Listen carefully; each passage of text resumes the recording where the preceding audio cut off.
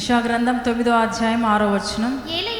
ఏలైనగా మనకు శిశువు పుట్టెను, మనకు కుమారుడు అనుగ్రహింపబడెను, ఆయన భుజముల మీద రాజ్యభారముండును.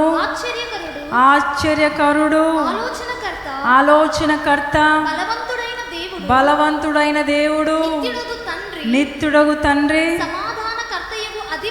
సమాధానకర్తయగు అధిపతి అని అతనికి పేరు పెట్టాడు. హల్లెలూయా. ఈ మాటలో, ఈ వచనంలో ఒక మాట పదే పదే నాతో మాట్లాడుతున్న ప్రభు. అదేంటో తెలుసా? ఆలోచనకర్త. హల్లెలూయా. ఏంటది? ఆలోచనకర్త. యేసుక్రీస్తు ఆలోచనకర్తగా ఈ లోకమునకు వచ్చాడు. ప్రభు ఆలోచించి. హల్లెలూయా. ఎందుకో తెలుసా ఆయన లోకానికి వచ్చాడు?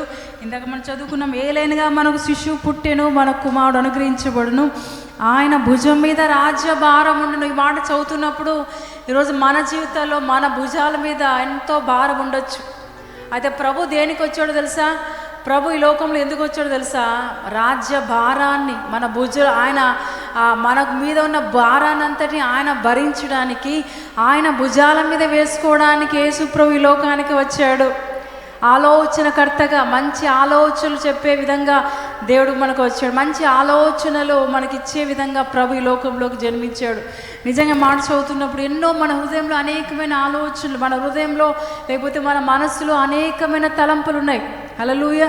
ఇక్కడ కూర్చున్నాం కానీ కొన్నిసార్లు మన ఆలోచన ఎక్కడో పోయి ఉంటుంది. వాక్యాన్ని వింటూ ఉంటాము కానీ మన ఆలోచన, మన మనస్సు ఎక్కడో పోయి ఉంటుంది. ప్రియమైన బిడ్డ, అయితే ప్రభు అంటున్నాడు, దేవుడు మనకు ఆలోచనకర్తగా ఈ లోకానికి వచ్చాడు. ఒక మంచి ఆలోచనలు ఇవ్వడానికి యేసు ప్రభువారంట ఈ లోకంలోకి వచ్చాడు. యేసుక్రీస్తు ఆలోచనకర్తగా ఈ లోకంలోకి వచ్చుటకు గల కారణాలు కొన్ని మనం చూసుకుందాం. ఎందుకు ఆలోచనకర్తగా ఈ లోకంలో వచ్చాడు ఆయన? కొన్నిసార్లు మన జ్ఞానం ఎట్లా ఉంటుందంటే, నా దగ్గరకు వచ్చి ఎవరైనా అడిగితే నేను చక్కటి సమాధానం, చక్కటి జవాబులు ఇస్తాను, అంత జ్ఞానం మనకు ఉండొచ్చు. అయితే ప్రభు అంటున్నాడు, ఈ లోకంలో ఎంత జ్ఞానంతో నువ్వు ఉన్నా దేవుడు ఆలోచనలు మాత్రం దేవుని దగ్గర నుంచి రావాల్సిందే. ఆలోచనలు మాత్రం దేవుని దగ్గర నుంచి రావాల్సిందే. ఈరోజు చాలామంది సరైన ఆలోచనల ప్రకారం నడవకుండా దేవుడు చెప్పే ఆలోచనల ప్రకారం, దేవుడు చేసి ఇచ్చే ఆలోచనల ప్రకారం నడుచుకోకుండా ఈరోజు చాలామంది ఎట్లున్నారంటే స్వంత ఆలోచనల ప్రకారం, సొంత మనసు ప్రకారం, సొంత తలంపుల ప్రకారం ఈరోజు జీవిస్తుంది. అందుకే కొన్నిసార్లు మనకు శ్రమలు అనిపిస్తూ ఉంటాయి. ఈరోజు దేవుని బిడ్డ, ప్రియ సంగమా, నిజంగా ప్రభు మనతో మాట్లాడుతున్నాడు. యేసుక్రీస్తు ఆలోచనకర్తగా ఈ లోకానికి వచ్చడానికి కారణం ఏంటంటే, మొట్టమొదటిగా మనం చూసినట్లయితే ఆదికాండం 8వ అధ్యాయం 21వ వచనం చూడండి దయచేసి. ఆదికాండము 8వ అధ్యాయము 21వ వచనం. Genesis chapter 8 verse 21. ఆదికాండము 8వ అధ్యాయం 21వ వచనం. అప్పుడు యెహోవా ఇక మీదట నరులను బట్టి భూమిని మరలా శపించెను.